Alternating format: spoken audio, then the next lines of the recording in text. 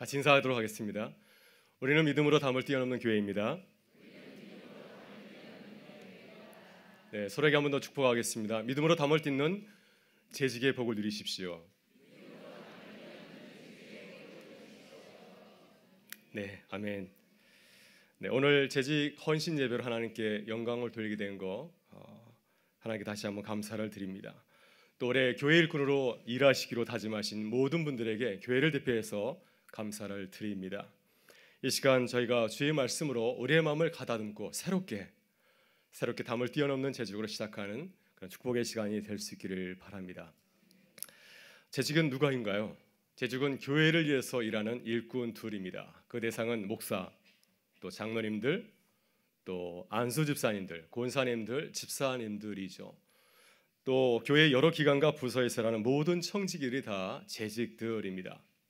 재직은 어떤 사람들인가요? 재직이 뭐 하는 사람들이죠? 어떻게 교회를 섬겨야 되겠습니까? 사도 바울은 그의 서신 가운데서 재직에 대해서 여러 가지 호칭을 가지고서 그 일들을 설명해 주고 있습니다. 대략 한 6가지가 됩니다. 먼저 사도라는 호칭이 있습니다. 사도는 보내심을 받은 자라고 하는 뜻이죠. 하나님에게서 보냄을 받은 일꾼. 그래서 재직은 나를 위해서 일하는 사람이 아니라 나를 보내신 자를 위해서 일하는 사람이다 하는 뜻입니다. 다음으로 종이라는 호칭이 있습니다. 종은 고대 시대에 있었죠. 종은 자유가 없습니다. 주인에게 속박된 사람이죠. 사도 바울은 자신을 나는 그리스도를 위해서 갇힌 자, 그리스도의 종이라고 자신을 불렀습니다. 나는 예수 그리스도를 위해서만 존재하는 종이라고 하는 것이죠. 재직은 누구를 위해서 존재합니까? 나를 위해서 존재하는 것이 아니라 나를 부르신 이 예수 그리스도를 위해서 존재하는 사람이다라고 하는 뜻입니다. 또한 일꾼이라고 하는 호칭이 있습니다. 일꾼은 다른 말로 우리말로 하게 되면 하인이라는 뜻을 담고 있습니다. 하인은 어떤 사람이죠? 나보다 높은 사람이 있는 사람이죠. 다른 사람의 부림을 받는 사람이 바로 일꾼입니다. 바울은 고린도전서 4장 1절에서 자신을 그리스도의 일꾼이라 부릅니다. 나를 부리는 사람이 누군가?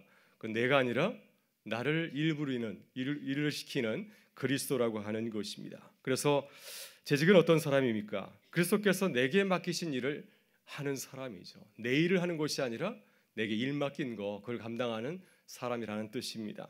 아울러 청지기라고 하는 그 호칭이 있습니다. 청지기는 주인과 하인 사이의 중간 관리자를 말하고 있습니다. 고린도전서 9장 16절에서 바울은 하나님께서 나에게 어떤 임무를 주었냐면 복음을 전하는 임무를 주었다고 하는 것입니다. 하나님을 대신하여서 이 땅 가운데서 이 주의 복음을 전하는 그 일을 맡은 자가 바로 청지기라고 하는 것이죠. 갈라디아서 4장 1절 이하에서 바울은 청지기를 어린 주인이 장성할 때까지 그를 잘 양육하고 보필하는 임무를 맡은 자라고 묘사를 하고 있습니다. 청지기는 하인과 달리 재량권이 많은 사람이죠. 주인을 대신해서 주인의 뜻대로 일을 하는 사람이 바로 이 청지기입니다.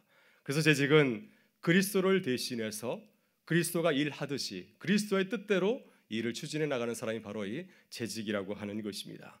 또 하나 사역자라고 하는 호칭이 있습니다. 이 사역자는 헬라어로 디아코노스, 디콘, 영어로는 디콘이죠.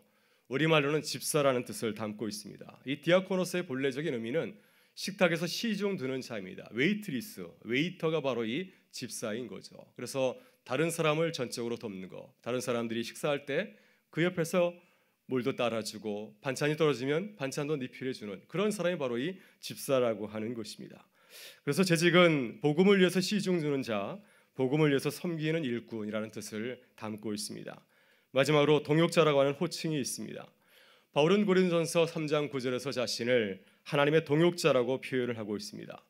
동역자는 함께 일하는 사람이죠. 나 혼자 일하는 것이 아니라 다른 사람과 함께 일하는 사람을 바로 코워커, 이 동역자라고 부르고 있습니다. 바울과 아볼로는 고린도 교회를 위해서 섬겼던 일꾼들이었습니다. 그들은 분명 다른 일을 하고 있었지만은 그러나 그들은 주를 위해서 교회를 섬기는 일에 동역자가 되는 것이죠. 그래서 바울 사도가 이렇게 고백을 합니다. 나는 심었고 아볼로는 물을 주었으되 오직 하나님께서 자라나게 하셨나니 우리는 하나님의 동역자들이라. 그래서 내 몫은 물을 주는 것이고 아볼로는 그것을 어떻게 합니까? 나는 심고 아볼로는 물을 주었고 그 모든 것이 저마다 다른 것처럼 보이지만은 그러나 그것이 궁극적으로 하나님의 교회를 세우는 아주 그 똑같은 일을 하고 있다고 하는 것입니다. 여러분, 이렇게 교회 일꾼들은 우리 재직들을 표현하는 다양한 호칭들이 있습니다.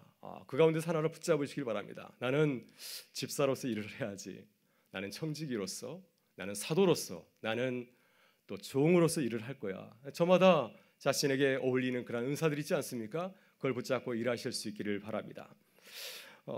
이러한 그 호칭들은 우리가 누구이며 또 어떤 자세로 주의를 해야 될지를 잘 표현해 주고 있습니다. 저는 올해 1월 3일 시무 예배를 드렸습니다. 우리 교육자들, 교직원들, 또 장로님들 몇 분과 함께 예배를 드리면서 교회 일꾼들 우리들의 신분을 잘 나타내는 호칭이 무엇이 있을까를 한번 살펴보았습니다. 어떤 표현이, 어떤 호칭이 우리에게 잘 어울릴까? 우리 은강교회 일꾼들은 어떤 일꾼이면 참 좋을까 생각하다가 하나를 제가 발견하게 되었습니다. 바로 그 호칭은 오늘 설교 제목에 나와 있듯이 반주자입니다. 우리는 하나님의 반주자입니다. 같이 한번 고백할까요? 우리는 하나님의 반주자입니다. 저는 우연히 반주자에 대해서 새롭게 이해하고 또 바라본 적이 있습니다. 미국에서 공부할 적에 반주학을 전공하는 박사과정 학생을 만났습니다. 저는 반주자도 박사과정이 있는지 몰랐습니다. 그래서 그분을 통해서 반주학이 있구나 하는 사실을 알게 되었고요. 반주학은 성악가나 지휘자의 연주를 돕는 전문 피아노 연주자라는 사실을 알게 되었습니다. 저는 반주학을 잘 모릅니다. 반주자가 어떤 일을 하는지 잘 모르지만은 그러나 그러나 대충 짐작해 볼 수는 있습니다. 반주자는 타인을 돕기 위해서 존재하는 사람이죠. 지휘자나 또 성악가가 노래를 연주하거나 또 합창대를 지휘할 때 그를 옆에서 도와주는 사람입니다. 반주자는 내 생각대로 또 내 주장대로 내 음악적 감각대로 연주하는 사람이 아니라 상대방을 높여주는 사람이죠. 지휘자나 성악가가 아주 편안하게 연주할 수 있도록 또 지휘할 수 있도록 도와주는 사람이 바로 이 반주자라고 하는 것입니다. 여러분, 이미 하나님께서는 이 반주자란 말을 사용을 하셨습니다. 창세기 1장에서 하나님께서는 아담과 하와를 만드시고 서로에게 부탁하였습니다. 너희는 서로 돕는 배필이 되라. 바로 이 돕는 배필이 반주자이죠. 가정에서 부부는 어떤 반주자가 되어야 되겠습니까? 가정에서 1등이 되는 것이 아니라 2등이 되는 것입니다. 좋은 돕는 배필은 어떤 사람입니까? 1인자가 되는 것이 아니라 2인자가 되는 거죠. 서로를 높여주는 사람, 나를 감추고 서로를 높여주는 사람이 좋은 돕는 배필인 줄 믿습니다. 여러분, 저는 반주자라는 호칭이 주님이 당부하신 교회 일꾼인 재직을 아주 잘 표현해 주고 있다고 생각합니다. 오늘 본문에서 주님은 제자들에게 하나님 나라에서 자신의 그 역할이 무엇인지를 이렇게 소개해 주고 있습니다. 우리 10장 45절의 말씀을 같이 한번 읽어보겠습니다. 인자가 온 것은 섬김을 받으려 함이 아니라 도리어 섬기려 하고 자기 목숨을 많은 사람의 대속물로 주려 함이니라. 아멘. 주님은 자신을 지휘자라고 생각하지 않았습니다. 다른 사람을 조종하고 또 다른 사람의 그 섬김을 받는 지휘자라고 자신을 생각하지 아니하시고 또 다른 사람의 섬김을 받는 것을 당연시하는 1인자라고 생각하지 않았습니다. 주님은 자신을 낮추어서 다른 사람을 돕는, 다른 사람을 섬기는 반주자라고 생각하셨습니다. 나는 1인자가 아니라 다른 사람을 위해서 나의 모든 것을 내어주는, 목숨까지 내어주는 2인자라고 자신을 생각하였습니다. 예수님께서 철저히 이 반주자로서 이 땅에 오셔서 그 사명을 다하였습니다. 그리고 우리에게 반주자의 본을 보여주셨습니다. 그래서 오늘 우리가 재직으로서 우리가 주님을 따라가는 제자가 아닙니까? 그러면 우리가 따라가는 주님이 어떤 모습을 가지고 있는지, 어떤 반주자의 모습을 가지고 있었는지를 주님을 통하여서 배우고 다짐하는 시간이 될 수 있기를 바랍니다. 여러분, 그렇다면 우리가 반주자로서 어떻게 주의 몸된 교회를 섬겨야 하겠습니까? 우리가 세 가지를 생각해 볼 수가 있는데요. 첫째, 우리는 반주자 의식을 가져야 합니다. 오늘 보면 마가복음 10장 35절 이하를 보게 되면은 예수님의 제자들은 반주자 의식이 없었습니다. 스베데 아들 요한과 야고보는 예수님께서 이제 예루살렘으로 십자가를 지를 걸어가실 때 예수님께 은밀히 이렇게 요청을 하였습니다. 주여, 우리가 구하는 바를 우리에게 주시기를 원하옵나이다. 예수님께서 그들을 물었습니다. 무엇을 주기를 원하느냐라고 했을 때 이 야고보와 요한은 예수님께 이렇게 부탁을 합니다. 주님, 당신이 영광의 자리에 오를 때 하나는 주의 우편에 하나는 좌편에 앉게 하여 주옵소서. 예수님께서 이 두 제자의 요구를 들으시고 기뻐하셨습니까? 이제 드디어 이들이 제자도를 깨달았고 나면서 기뻐하셨습니까? 기뻐하지 아니하셨습니다. 그래서 그들에게 제자도를 가르쳐주지 않았습니까? 나중에 11사도들이 11제자들이 이 야고보와 요한의 얘기를 듣고 크게 기뻐하였습니까? 와, 우리 동료가 이렇게 근사한 생각을 하고 있구나 하면서 기뻐하였습니까? 무지 화를 냈습니다. 어떻게 저런 무지막지한 요구를 할 수 있는가 하면서 이 야고보와 요한에 대해서 화를 내었습니다. 왜냐하면 그들이 제자로서의 그런 바른 자세와 태도를 갖고 있지 못하였기 때문입니다. 여러분, 예수님께서 야고보와 요한에게 당부하신 제자도는 무엇입니까? 42절부터 44절에서 주님은 제자들에게 이렇게 당부하고 있습니다. 우리 같이 한번 읽어볼까요? 예수께서 불러다가 이르시되 이방인의 집권자들이 그들을 임의로 주관하고 그 고관들이 그들에게 권세를 부리는 줄을 너희가 알거니와 너희 중에는 그렇지 않을지니 너희 중에 누구든지 크고자 하는 자는 너희를 섬기는 자가 되고 너희 중에 누구든지 으뜸이 되고자 하는 자는 모든 사람의 종이 되어야 하리라. 아멘. 예수님은 제자들에게 반주자 의식을 당부하셨습니다. 세상 사람들처럼 으뜸이 되려고 하지 말고 지휘자가 되려고 하지 말고 반주자가 되어라. 남을 섬기는 자가 되고 모든 사람의 종이 되기를 바란다. 이렇게 부탁을 하셨습니다. 예수님의 사역을 가만히 들여다보면 예수님은 정말 철저하게 이 반주자 의식을 가지고 사신 것을 보게 됩니다. 예수님께서 광야에서 40일 금식하고 나서 이제 일을 시작하려 할 때 사탄이 찾아와서 주님을 유혹하였습니다. 이 돌을 가지고서 떡을 만들어 보아라. 저 성전 꼭대기에서 뛰어내려 보아라. 내가 이 세상을 다 줄 테니까 나에게 한번 절을 해보아라. 나에게 그것을 들어주면은, 이 사탄의 요구를 들어주면은 영광의 자리에 오를 수 있게 해주겠다 하는 것입니다. 그때 예수님께서는 그 사탄의 요구를 따르지 않았습니다.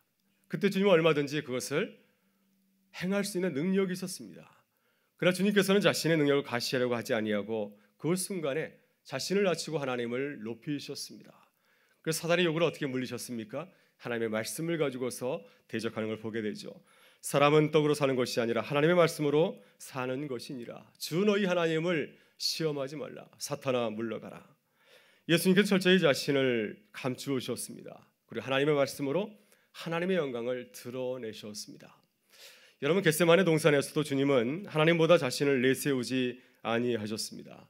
주님은 사람의 몸을 입으신지라 이 십자가의 고난과 죽음을 바라보면서 두려워하였고 내가 이 길을 걸어가야 되는가 염려하고 심히 걱정이 되어서 기도하셨습니다. 주님께서 이렇게 기도하셨습니다. 아버지와 만일 가능하다면 이 잔을 내게서 지나가게 하옵소서. 그러나 나의 뜻대로 하지 마옵시고 아버지의 뜻대로 하시옵소서. 주님은 그 고통의 자리에서도 하나님보다 먼저 가지 않았습니다. 이 십자가 문제는 내가 처리하겠습니다. 나에게 맡겨주십시오. 내가 죽지 아니하고도 당신의 뜻을 이루어두겠습니다. 이렇게 말하지 않았습니다. 하나님보다 먼저 가지 아니하시고 하나님의 뒤를 따라서 가고 있는 것을 보게 됩니다. 이렇게 주님께서는 철저하게 반주자 의식을 가지고서 그 사역을 감당하였기 때문에 하나님의 영광을 드러내는 진정한 반주자가 될 수가 있었습니다. 여러분, 우리는 교회 안에서 일할 때 서로에게 프로 반주자 의식을 가져야 될 줄 믿습니다. 모든 재직들은 교회 안에서 서로를 섬기는 반주자들인 줄 믿습니다. 우리 서로를 향해서 고백하겠습니다. 제가 당신의 반주자입니다. 네. 또 왼편에도 얘기를 해보시죠. 제가 당신의 반주자입니다. 네. 지난 월요일 화요일 저희가 교육자 수련을 다녀왔는데 제가 교육자들에게 부탁한 것은 한 가지였습니다. 반주자 의식을 제가 부탁하였습니다. 우리는 반주자입니다. 우리는 교회 머리 대신 예수 그리스도를 섬기는 반주자입니다. 담임 목사도 예수 그리스도를 섬기는 반주자이고 부교육자도 예수 그리스도를 섬기는 반주자이고 우리 모두가 반주자입니다. 이 의식을 가지고서 우리가 나간다면 우리 교회가 건강한 교회가 될 줄 믿습니다. 반주자가 될 것을 제가 신신당부하였습니다. 그래서 교육자뿐만 아니라 우리 모든 재직들도 하나님을 섬기는 교회 머리 대신 예수 그리스도를 섬기는 반주자이신 줄 믿습니다. 이 반주자 의식을 가지고서 나가는 우리 모두가 되시기를 바랍니다. 만일 반주자가 반주자 의식을 버리면은 포기하게 되면 어떤 일이 벌어지겠습니까? 오늘 아름다운 찬양을 우리 성가대가 들려줬는데요. 반주자가 오늘 반주자 잘했습니다. 만약에 반주자가 지휘자를 따르지 아니하고 내 생각대로 피아노를 반주한다고 한다면 어떤 일이 벌어지겠습니까? 그 순간 연주는 엉망이 되고 말 것입니다. 지휘자를 무시하고 자기 멋대로 하는 그 반주자, 아마 그 사람은 그 다음부터 그 자리에 나타나지 않을 것입니다. 아무도 그를 반주자라고 쓰려고 하지 않을 것입니다. 이렇게 반주자는 반주자 의식을 버리면 그 순간부터 더 이상 반주자가 아닌 것이죠. 마태복음 10장을 보게 되면은 베드로의 유명한 신앙 고백이 나옵니다. 베드로가 예수 그리스도를 향해서 이렇게 고백하였습니다. 주는 그리스도시요 살아계신 하나님의 아들이십니다. 예수님께서 그 말씀을 들으시고 크게 기뻐하셨습니다. 그래서 이제 제자들이 드디어 나에 대해서 알게 되었구나 하시면서 자신이 걸어갈 십자가의 고난과 죽음에 대해서 말씀을 하였습니다. 그때 베드로가 그 이야기를 듣고 주님을 꾸짖고 그리하지 말라고 항변하였습니다. 예수님께서 사단을 꾸짖을 때 그때와 똑같이 예수님을 꾸짖은 것입니다. 그가 이렇게 말하였습니다. 주여 그리하지 마옵소서. 이 일이 결코 주께 미치지 아니하리이다. 그때 주님께서는 자신의 사역을 반대하는 베드로를 향하여서 참으로 무서운 말씀을 하였습니다. 사탄아 내 뒤로 물러가라. 너는 나를 넘어지게 하는 자로다. 내가 하나님의 일을 생각하지 아니하고 도리어 사람의 일을 생각하는도다. 주님은 베드로가 반주자 의식을 버렸을 때 그를 향하여서 사탄이라 불렀습니다. 반주자 의식을 버리는 그 제자는 더 이상 제자가 아니라 사탄과 같은 존재라고 하는 것이죠. 여러분, 이렇게 주님의 일을 돕는 재직에게 반주자 의식은 정말 생명과 같은 것입니다. 좋은 재직 어떻게 평가할 수 있을까요? 어떤 사람이 좋은 재직입니까? 좋은 스펙을 가진 사람이 좋은 재직입니까? 성경은 분명히 얘기하고 있습니다. 좋은 재직은 반주자 의식을 가지고 있는 사람입니다. 좋은 교역자, 어떤 교역자가 좋은 교역자입니까? 키가 큰 사람입니까? 말씀을 아주 잘 전하는 사람입니까? 좋은 교역자는 반주자 의식을 가지고서 교회를 섬기는 자인 줄 믿습니다. 좋은 교직은 어떤 사람입니까? 반주자 의식을 가지고서 교회를 내 몸처럼 사랑하는 사람이 아니겠습니까? 좋은 재직은 어떤 사람이겠습니까? 반주자 의식을 가지고서 내게 주어진 일을 생명처럼 알고 섬기는 사람이 바로 좋은 재직이 아니겠습니까? 저는 제가 은강교회 오기 전에 섬겼던 교회에 담임 목사님께서 하시는 말씀을 듣고 깜짝 놀란 적이 있습니다. 그분이 교역자의 시간에 이런 얘기를 했습니다. 나는 주님에게서 토사구팽을 당한다 할지라도 주님께 감사한다, 이런 얘기를 했습니다. 나는 주님에게 버림을 받는다 할지라도, 주님에게 쓰임을 받은 후에 더 이상 소모가 없어서 주님께서 이제 너 필요 없어서 쫓아버린다 하면은 그러한 몹쓸 일을 당한다 할지라도 나는 주님께 감사한다고 하는 것이죠. 왜냐하면 주님께서 이 부족한 나를 지금까지 나를 사용해 주셨기 때문에 그것만으로 나에게는 큰 영광이라고 하는 것입니다. 저는 처음에 그 말씀의 의미를 이해하지 못하였습니다. 주님께서 그렇게 하지도 않겠지만은 과연 일이 벌어질 수가 있는 것인가? 그런 일을 당한다고 한다면 우리가 억울한 것이 아닌가, 이런 생각을 하게 되었는데, 나중에 돌아보니까 그 목사님께서 정말로 하나님의 그 반주자 의식을 가지고서 자신의 사역을 감당한 것이 아닌가 하는 생각을 하게 되었습니다. 여러분, 우리가 주의 일을 할 때 힘들고 어려운 순간들이 있습니다. 나를 내세우고 싶은 순간들이 있고요. 함께 일하다가 다른 사람들에게서 억울한 일을 당하는 그러한 때도 있습니다. 그러나 우리가 주를 위해서 교회의 재직을 직분을 감당하기로 다짐하였다가 한다면 그때마다, 나를 내세우고 싶을 때마다, 또 다른 사람들에게 억울한 일을 당할 때마다 나는 하나님의 반주자이지, 이 사실을 늘 명심하실 수 있기를 바랍니다. 끝까지 반주자로서 나를 내려놓고 주님의 영광을 위해서 달려가는, 주님을 높이기 위해서 열심히 일하는 주님의 일꾼들 되실 수 있기를 바랍니다. 둘째, 우리는 반주자의 사명을 다해야 됩니다. 여러분, 예수님께서 제자들에게 당부하신 반주자의 사명은 무엇입니까? 너희 중에 크고자 하는 자는 너희를 섬기는 자가 되고, 너희 중에 누구든지 으뜸이 되고자 하는 모든 사람의 종이 되어야 하리라. 이것이 반주자의 사명이라고 하는 것이죠. 여러분, 반주자의 사명은 이인자에 만족하는 것입니다. 가능하면 나를 내려놓고 나를 드러내지 않는 것입니다. 상대방을 높이는 것이죠. 우리는 상대방이 어떤 그 연예인들이 망가지면 기뻐하지 않습니까? 반주자가 그런 모습인 거죠. 나를 철저히 망가뜨려서 다른 사람을 근사하고 아름답게 만드는 것, 자기를 비우고 또 자기를 내려놓는 그 겸손이 바로 반주자의 사명인 줄 믿습니다. 여러분, 고린도서 12장에서 사도 바울은 교회를 우리의 몸에 비유하고 있습니다. 하나의 머리와 여러 지체로 표현을 하고 있습니다. 예수 그리스도는 머리이고 모든 성도는 그리스도의 몸을 이루는 지체라고 하는 것입니다.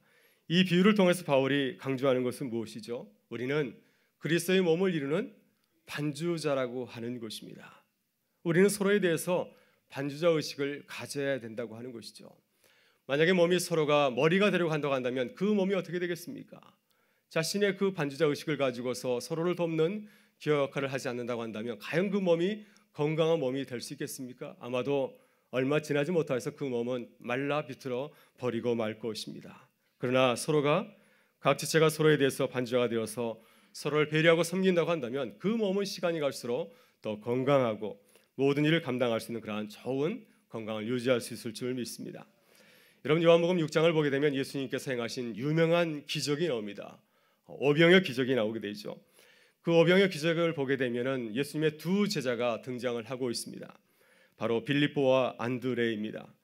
예수님께서 강야에서 늦게까지 사역하다가 많은 무리들이 식사를 하지 못한 사실을 뒤늦게 알게 되었습니다.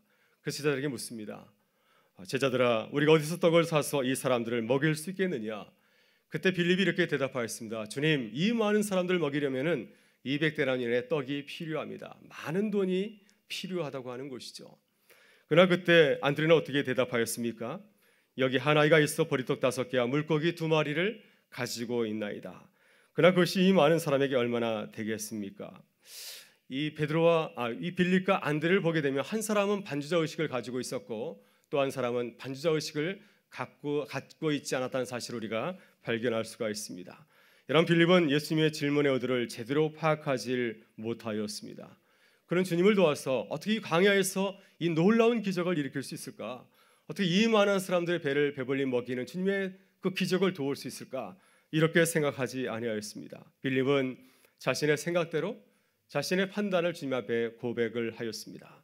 그렇게 말하였을 때 그의 생각 가운데는 예수님의 자리는 전혀 없었습니다. 그는 예수님을 높인 것이 아니라 주님의 그 생각을, 주님의 그 질문을 무시하고 평가절하한 것이었죠. 그러나 안드레는 주님의 의도를 생각하였습니다. 그는 이 광야에서 오병이어로 놀라운 기적을 베풀 수 있도록 주님을 돕고 있는 것을 보게 됩니다. 그래서 안드레는 자신의 생각을 내려놓고 아이가 가지고 있었던 그 작은 도시락, 물고기 2마리와 보리떡 5개를 가지고서 주님에게 나온 것이었습니다. 여러분, 안드레도 이것이 참으로 작은 것이고 이것 가지고 어떤 것도 이룰 수 없다는 사실을 알고 있었을 것입니다. 그러나 이것이라도 주님께서 하신 일에 도움이 되지 않을까 하는 마음을 가지고서 주님에게 나온 것이 아니겠습니까? 주님께서 안드레의 이 마음을 보시고 그것을 가지고서 놀라운 광야의 기적을 베풀었습니다. 안드레는 반주자로서 주님이 광야에서 기적을 베풀 수 있도록 최선의 도움을 제공한 것이었습니다. 여러분, 교회는 어떠한 곳입니까? 교회는 오병의 기적이 필요한 광야인 줄 믿습니다. 우리는 광야에서 주님을 돕는 제자들이죠. 우리가 어떻게 해야 우리 교회 가운데서 놀라운 주님의 기적이 일어나겠습니까? 5,000명을 먹이는 그런 놀라운 기적이 우리 은강교회 가운데 어떻게 해야 일어날 수 있겠습니까? 그것은 전적으로 우리의 자세와 태도에 달려있는 줄 믿습니다. 우리는 빌립의 눈을 가지고서 교회를 바라보고 있습니까? 아니면 안드레의 눈을 가지고서 교회를 바라보고 있습니까? 우리가 안드레처럼 주님의 반주자로서 교회를 섬기고 봉사할 때 주님께서 우리의 섬김을 통하여서 우리의 헌신을 통하여서 아름다운 기적을 이루어 가실 줄 믿습니다. 그래서 우리 가운데 놀라운 기적도 일어나고 섬김을 통해서 우리 가운데 큰 기쁨이 넘치게 될 줄 믿습니다. 셋째, 우리는 반주자의 영광을 바라보고 기뻐해야 될 줄 믿습니다. 오늘 주님은 하나님의 반주자가 누릴 영광을 이렇게 고백하고 있습니다. 우리 45절의 말씀을 같이 한번 읽어보겠습니다. 인자가 온 것은 섬김을 받으려 함이 아니라 도리어 섬기려 하고 자기 목숨을 많은 사람의 대속물로 주려 함이니라. 아멘. 예수님은 반주자로 우리 곁에 오셨다고 하였습니다. 주님의 그 반주자로서의 그 목적은 무엇이었습니까? 나를 대속물로 내어주고 십자가에서 죽는 것이었습니다. 내가 죽어서 하나님의 영광이 드러내는 것, 하나님의 구속의 사역이 완성되는 것, 이것이 자신의 그 영광이라고 하는 거죠. 내가 죽을 때 하나님이 기뻐하시고 하나님의 영광이 드러나는 것, 이것이 내가 반주자로서 누릴 기쁨이라고 그는 고백을 하고 있습니다. 여러분, 반주자를 영어로 어캄파니스트라고 합니다. 동반자라고 하는 뜻이죠. 반주자는 홀로 가는 사람이 아니라 함께 가는 사람입니다. 다른 사람과 함께 가는 사람입니다. 근데 곰곰이 생각해 보면은 반주자는 참 역설적인 존재입니다. 왜냐하면 내가 죽어야 내 존재가 드러나기 때문이죠. 내가 살면은 내 존재는 빛을 잃고 맙니다. 반주자는 내가 철저히 죽을 때 반주자로서 내 영광이 드러나게 된다고 하는 것이죠. 성경에 나오는 인물들을 가만히 살펴보게 되면 좋은 반주자의 본을 보여준 사람들이 참 많이 있습니다. 그 중에 대표적인 한 사람이 세례자 요한이라고 할 수 있습니다. 요한복음 3장 22절 이하를 보게 되면 이제 세례자 요한이 헤로드에서 감옥에 갇히게 되었습니다. 그의 제자들이 세례 요한에게 찾아왔습니다. 종교사학자들의 연구에 따르면 세례자 요한은 예수님과는 비교도 할 수 없을 정도로 유대의 큰 종교 지도자였습니다. 지금은 비록 감옥에 갇혀 있지만 여전히 그를 따르는 무리가 무지 많죠. 제자가 얘기하겠습니다. 선생님, 지금 많은 사람들이 예수에게 다가가고 있습니다. 주님께서 세례를 주었던 그 청년 예수에게 다가가고 있습니다. 그때 세례자 요한이 이렇게 대답하였습니다. 나는 그리스도가 아니요 그의 앞에 보내심을 받은 자라.